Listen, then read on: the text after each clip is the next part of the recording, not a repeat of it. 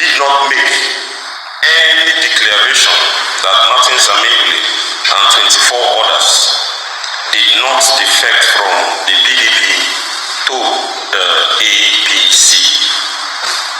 The Court of Appeal also did not make any declaration that Martins Amegule and 24 others are still members of the Rivers State House of Assembly.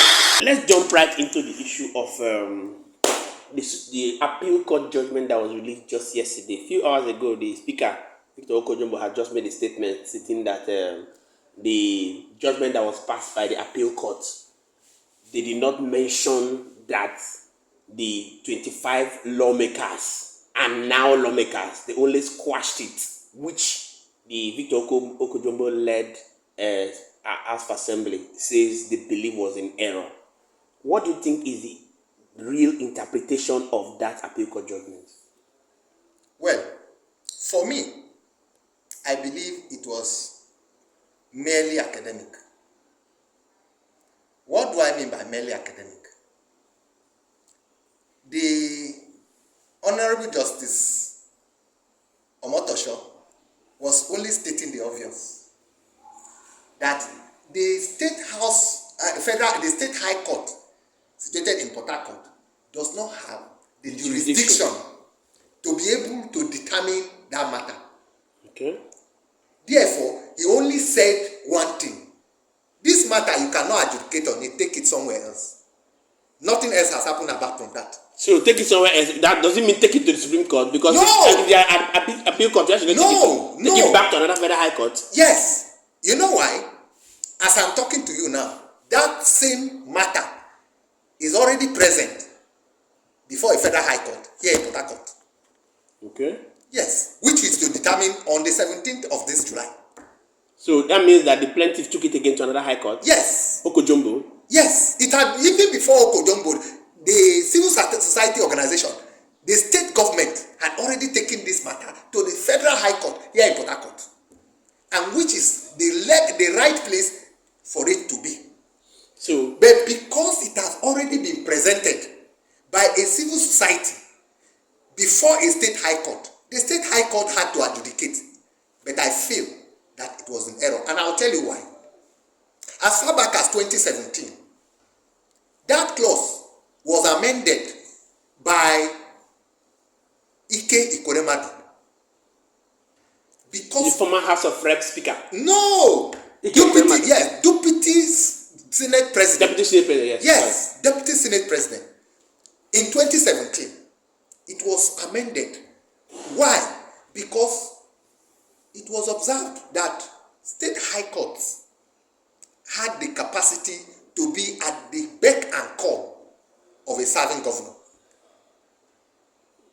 And so, any matter as it was then amended that has to deal with State House of Assembly, their tenure, or resolution of matters that is a conflict between them and the executive, it has to be handled by the Federal High Court.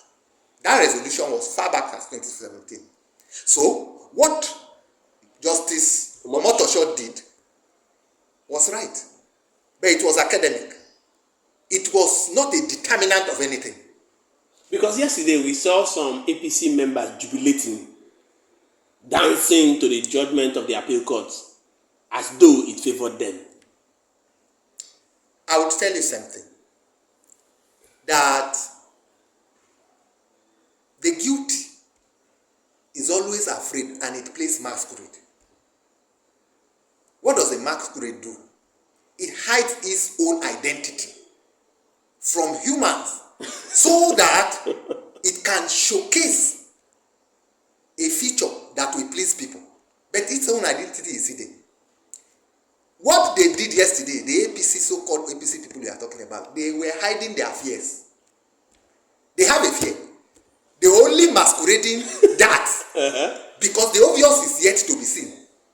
The obvious is that, first, on the 13th of December 2023, the Speaker, Honorable Speaker,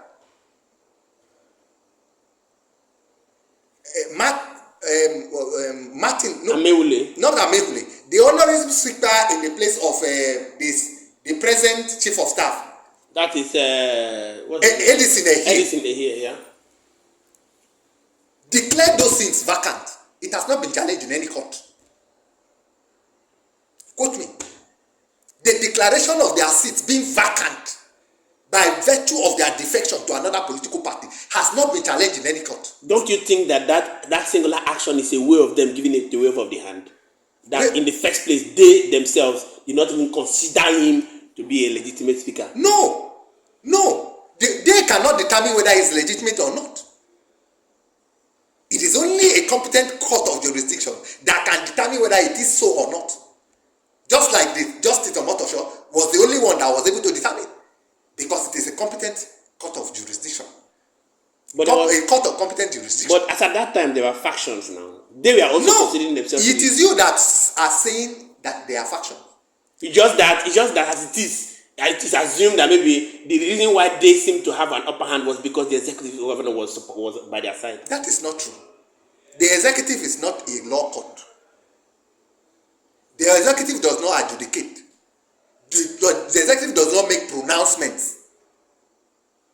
But in situations where we have factions, the executive can decide to support who they support. The support is not enough. The support is only either consolidated or acquitted by a court of competent jurisdiction. So until a court quashes that assertion that their seats have been declared vacant, it remains vacant. So in the eye of the law, because the power to declare a seat vacant is by whom? By the speaker. By the speaker. And as at that time, by virtue of their defection, including the speaker, there was only a speaker who was Edison Ehie. Well, I don't want to go down there. Why? Because as at that time, you're saying that he declared himself to be a speaker. He did not declare himself to be a speaker. I'm coming. Yes, because he did not. As at that time, there was no court of competent jurisdiction that had already declared the 25 House of Assembly members seats vacant. It is not a court that declares seats vacant. That is what you need to understand.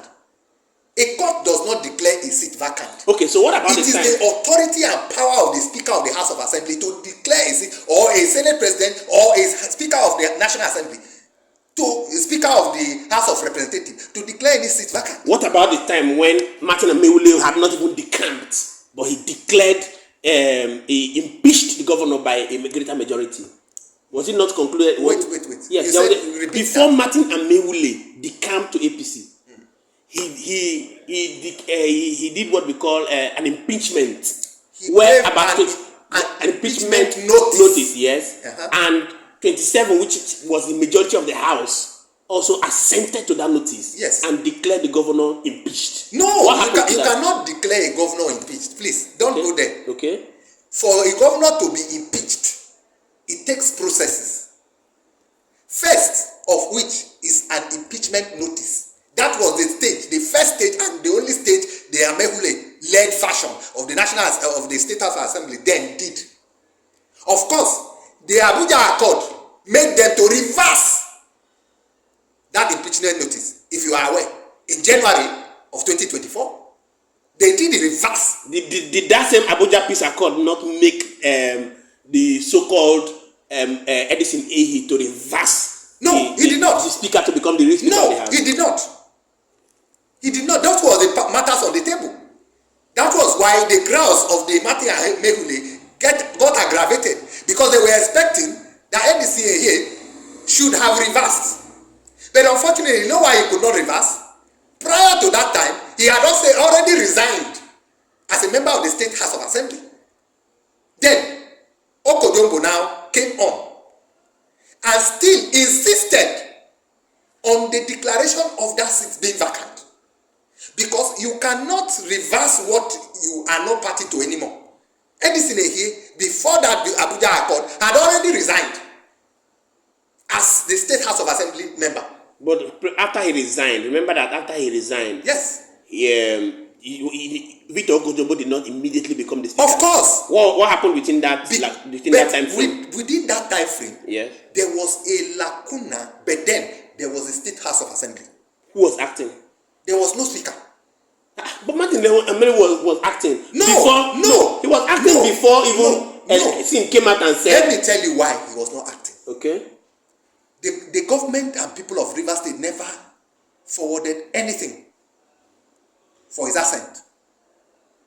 Because by virtue of the action they took on the 17th of December 2023, leaving PCP to APC, they had already lost their seat. So there was no authenticity to their being members.